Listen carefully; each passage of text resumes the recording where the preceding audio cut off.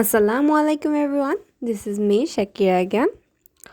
আমি আজকে আমাদের যেই পেন্টিংটা আমি লাস্ট করেছিলাম, সেকেন্ড পার্ট আমার কমপ্লিট হয়ে গেছে, ফার্স্ট পার্টও কমপ্লিট হয়ে গেছে। এখন আমি থার্ড নিয়ে কাজ করছি। আজকের এই পেন্টিংটা অলমোস্ট ফার্স্ট পার্টের সেম, বাট আমি একটু ডিফারেন্ট করে সেম ফ্লাওয়ারগুলোই একটু ডিফারেন্ট করে আমি পেইন্ট করব, যাতে বিভিন্ন ধরনের কালার কম্বিনেশন অ্যান্ড যত ধরনের ভ্যারিয়েশন আমি তৈরি করতে পারি সেভাবে আমি পেন্টিংটা করব।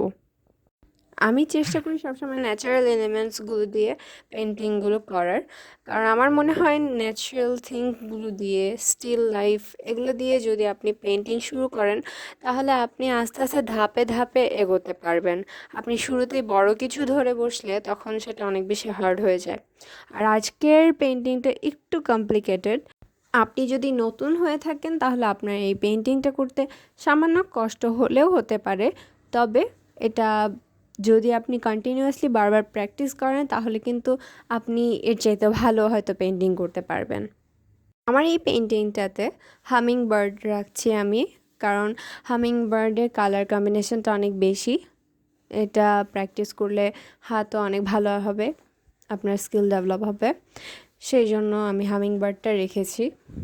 পাতার ক্ষেত্রে মিডলে যেই হালকা কালারটা আমি দিচ্ছি, এটা সম্পূর্ণভাবে আপনি যখন পেন্টিং শেষ করবেন, অর্থাৎ মূল বর্ডারগুলো দেওয়া হয়ে যাবে, তখন বর্ডার দেওয়া হয়ে গেলে আপনার ব্রাশ যখন মোটামুটি হালকা কালার আছে এরকম হবে, তখন আপনি সেটা দিয়ে হালকা কিছু টাচ দিলেই, ব্রাশ দিয়ে হালকা টাচ করে দিলেই তাহলে ওই অংশটা ভরাট হয়ে যাবে।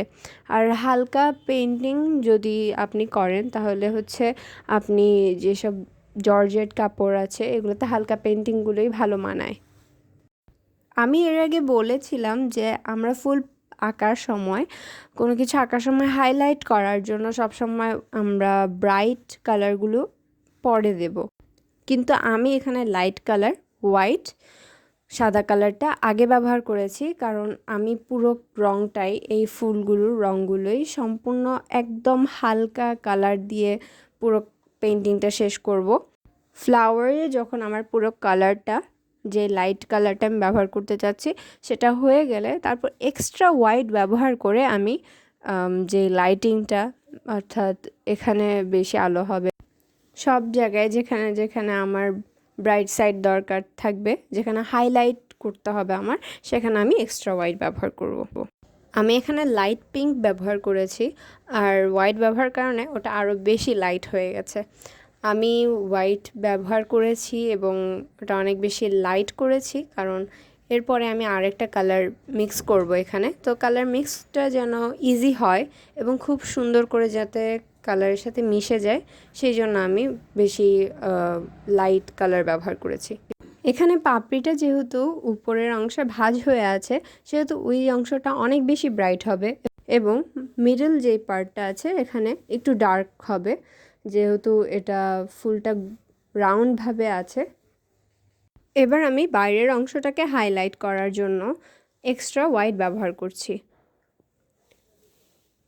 ফ্লাওয়ারে আমরা বিভিন্ন ধরনের রেখা দেখতে পাই, বিভিন্ন রেখা ফুটে ওঠে। সো সেটাও আপনারা চাইলে বিভিন্ন কালার দিয়ে, হয় সেটা হোয়াইট কালার অথবা dark colour, bright and dark এর মধ্যে যদি আপনারা সেই লাইনগুলো এঁকে দেন তাহলে সেটা দেখতে অনেক বেশি ভালো লাগে। পেন্টিংকে নিখুঁত করার জন্য বিভিন্ন ধাপে ধাপে সূক্ষ্ম সূক্ষ্ম অংশে পেন্টিংগুলো কমপ্লিট করতে হয়। আপনি যখন পেন্টিং করবেন তখন দেখতে পাবেন পুরোপুরি হুবহু সেম প্রসেস আপনি মেনটেন করতে পারছেন না। হয়তো নিজে থেকেই আপনার কিছু প্রসেস আপনি নিজে থেকেই ব্যবহার করছেন, নিজের মতো করে এঁকে ফেলছেন, আর ওটাই আপনার ভেতরে আছে, সেই জন্য আপনি ওভাবে আঁকছেন এবং আঁকতে আঁকতে আপনার ডেভেলপমেন্ট আরও বেড়ে যাবে। আপনার যখন কালারের কম্বিনেশন বেশি হবে তখন আপনার কালার ব্লেন্ডিংটা ভালো পারতে হবে। কালার ব্লেন্ডিংটা যদি একটু এদিক সেদিক হয় তাহলে দেখা যায় পুরো পেন্টিংটাই নষ্ট হয়ে যায়। নিজের ফল্টগুলো নিজে থেকেই যদি আপনি বের করতে পারেন তাহলে পরবর্তীতে গিয়ে আপনার ফল্টগুলো ফুটে উঠবে না, আপনি সেই ফল্টগুলো রিকভার করতে পারবেন।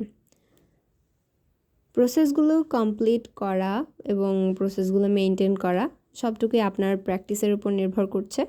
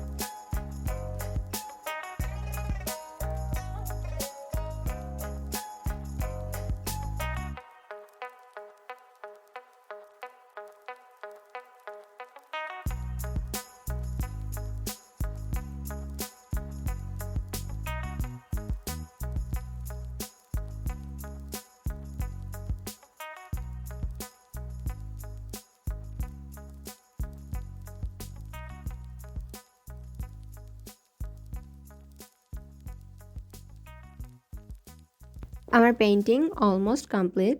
আমি আশা করি আপনারা ডিটেলসগুলো বুঝতে পারবেন। আর আপনাদের যদি ভালো লেগে থাকে ভিডিওটা, অবশ্যই লাইক কমেন্ট করবেন। চ্যানেলে নতুন হলে অবশ্যই সাবস্ক্রাইব করবেন।